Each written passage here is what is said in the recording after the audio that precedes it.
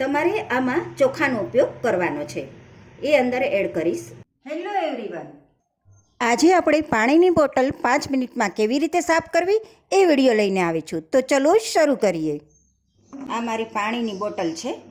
અંદરથી એટલી બધી ચીકણી થઈ ગઈ છે ને, અને અંદર મેલ પણ જામી ગયો છે. હવે આ બોટલને આપણે 5 મિનિટમાં કેવી રીતે સાફ કરવી ને એ વિડીયો આજે હું તમારી સાથે શેર કરવાની છું. તમે જોઈ શકો છો કે અહીંથી દેખાય છે કે અંદર કેટલી ખરાબ છે. હવે આ બોટલમાં તમને આજે હું એક ટ્રીક બતાવી રહી છું, તો મારો વિડીયો જરા પણ સ્કીપ ન કરતા હો. જો તમારી પાસે બોટલ સાફ કરવાનું આવું બ્રશ ન હોય ને, તો આજે હું તમારી માટે એક મસ્ત મજાની એવી ટ્રીક લઈને આવી છું ને કે તમે જોતા જ છક થઈ જશો. એ ટ્રીકથી તમારી બોટલ એકદમ નવા જેવી થઈ જશે. તો ચલો જરા પણ વાર કર્યા વગર આપણે વિડીયો શરૂ કરીએ. હવે આવી ગંદી બોટલને સાફ કરવા માટે મેં અડધી ચમચી જેટલું મીઠું લીધું છે. જો તમારી બોટલ વધારે ગંદી હોય ને તો તમે 5 ચમચી જેટલો સોડા એડ કરી શકો છો. હવે અંદર એડ કરીશ 1 ટીપું જેટલો વિમ લિક્વિડ. આની જગ્યાએ તમે કોઈ પણ લિક્વિડ લઈ શકો છો. હવે અંદર એડ કરીશ 1/4 કપ જેટલું પાણી. પાણીનું પ્રમાણ તમારે અત્યારે વધારે નથી રાખવાનું. અને હવે જે મારી ટ્રીક છે એ છે ચોખા. જી હા, તમારે આમાં ચોખાનો ઉપયોગ કરવાનો છે. એ અંદર એડ કરીશ અડધી ચમચી જેટલો,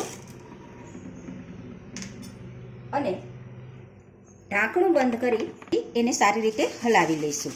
ચોખા નાખવાથી અંદર જે મેલ જામ્યો હશે એ નીકળી જશે, એટલે આ વાતનું ખાસ તમારે ધ્યાન રાખવાનું છે. જો તમારી પાસે બોટલ સાફ કરવાનું બ્રશ ન હોય ને તો તમે આનો ઉપયોગ કરી શકો છો. હવે 5 મિનિટ માટે છોડી દઈશું.